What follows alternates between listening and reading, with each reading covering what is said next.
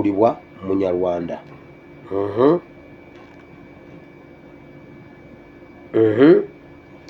Internal Affairs bagiwadde Muganga. Namwogeddeko jjo eyabadde ne namwogerako jjo yali ne Jacob omutuuze mbunga bakola ki mbunga amwezesa olw'okuba Arsenal etutte ekikopo. Kati njagala olabeyo bino wano.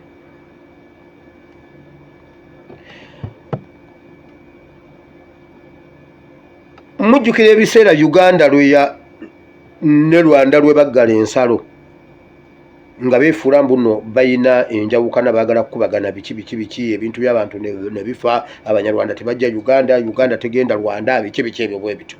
Mujjukira saga ezo, mujjukira event eno.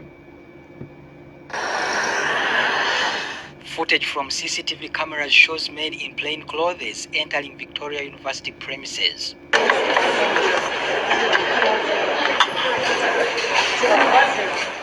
They then engaged Dr. Lawrence Muganga and his executive assistant Herbert Kayongo in a corridor, and later his security guard Barbara Nagudi joins them.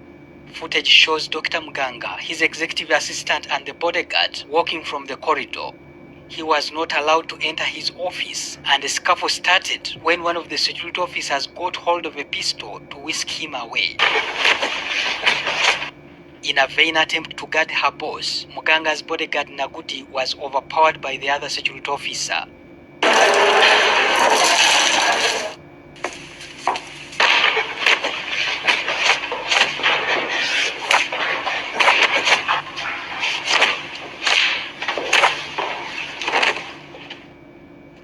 Footage then shows Muganga being taken out of the building at gunpoint to a car parked outside. More armed men are seen entering the building and dragging the bodyguard to the same car outside the building.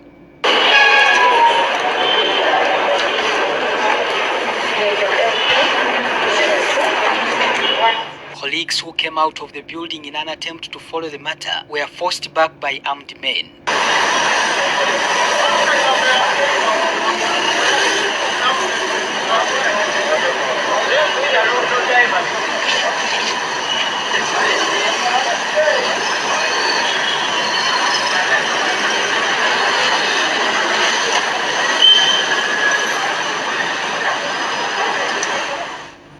Later, footage further shows a van with armed men returning to the premises, bearing a now handcuffed Muganga, who was then brought in to facilitate a search.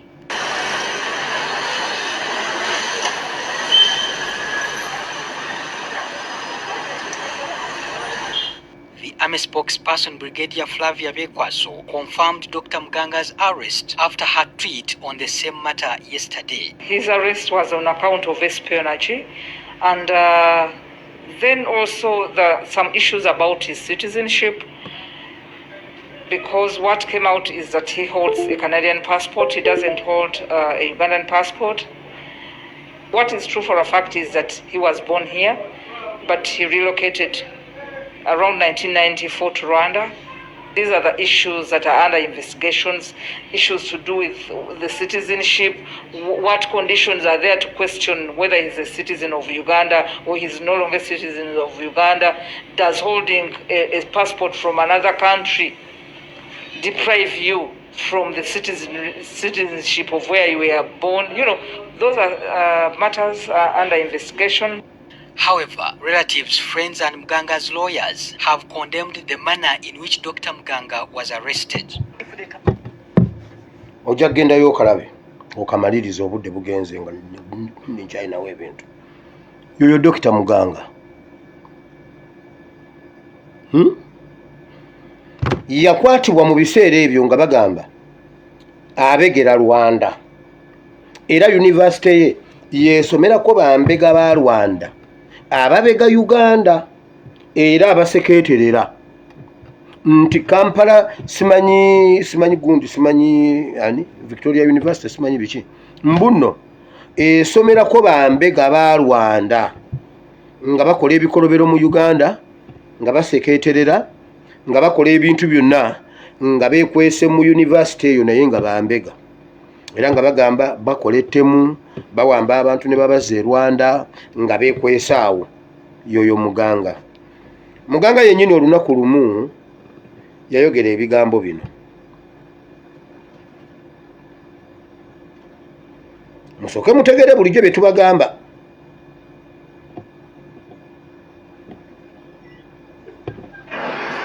Banyarwanda.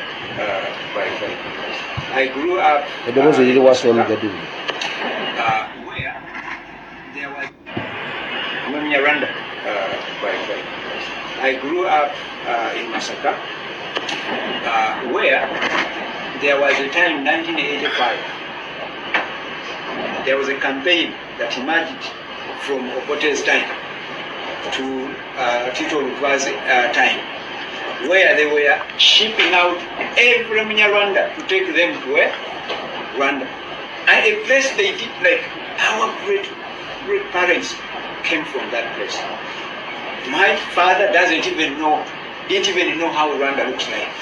Now us, who were just babies, we didn't even know how, even the road that goes to Rwanda.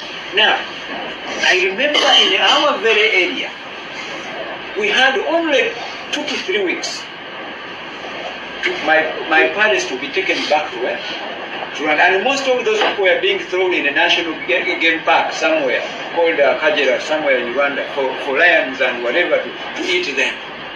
Now, Museveni took power, captured power. Our area, just in 2 weeks, when we were about to be thrown out of the country, he took over what? That very place. Now, my father, that's how we were saved. Now, my father told us before, actually, he died in 1999, he said, Omanyi Adonija ayebale bwafaanana. Omanyi Adonija olaba Muganga bwafaanana. Compare and contrast. for as long as that man is still desiring to run for president, vote for him. Now, myself, my siblings, we don't even vote our own conscience at all. So we are just voting for our father who died in 1999. Until Museveni stops running and stop voting for him. But now I vote for my dad. So I wish I even had my right to vote for myself. But that's the respect you have for your parents. So yeah, but I'm showing you the peace, the protection that he gave that entire community of Banyarwanda in this country. Owulidde? So, and the peace and protection, emirembe n'obukuumi Museveni byawadde Abanyarwanda, entire community of Banyarwanda in Uganda. Abasoga bajjudde mu makomera awatali musango. Abaganda bajjudde mu makomera awatali musango. Abakalamojja Museveni yantugamba bali 8 abali mu makomera mbu 13 ziri wa Kitalya. Museveni ye yayogera. Abakyoli naye ono atugambye ye asiima Museveni awadde entire community of Banyarwanda n'abawa protection and what? And peace in Uganda. Eyo ye assignment ya Museveni. Waiswe yali badde Minister of Internal Affairs ali mukomera watali musango. Omunyarwanda gwagiwadde. Waiswe ali mukomera. Tawozesebwa, tateebwa, tasalirwa, teyeyimirirwa. Obudde bwayitako obumubeeza mu kkomera naye alina obbeerayo. Why? Occupation.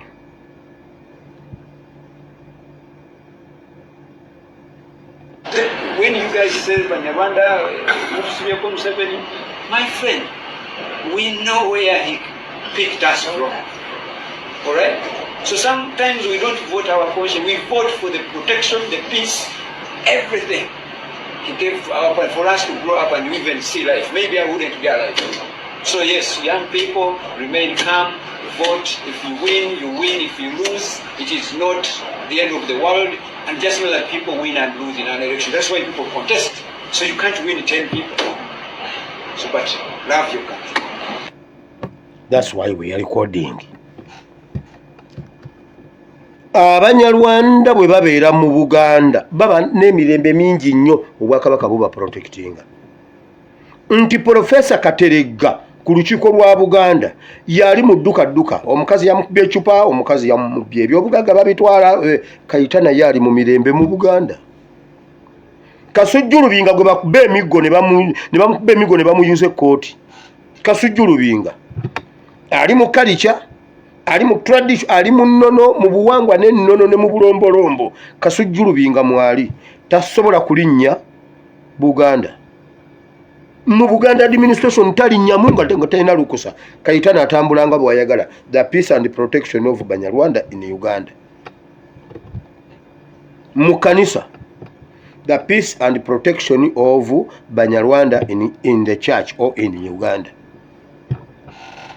Kati luli babadde babikola tetubimanyi. Naye olw'okuba ffe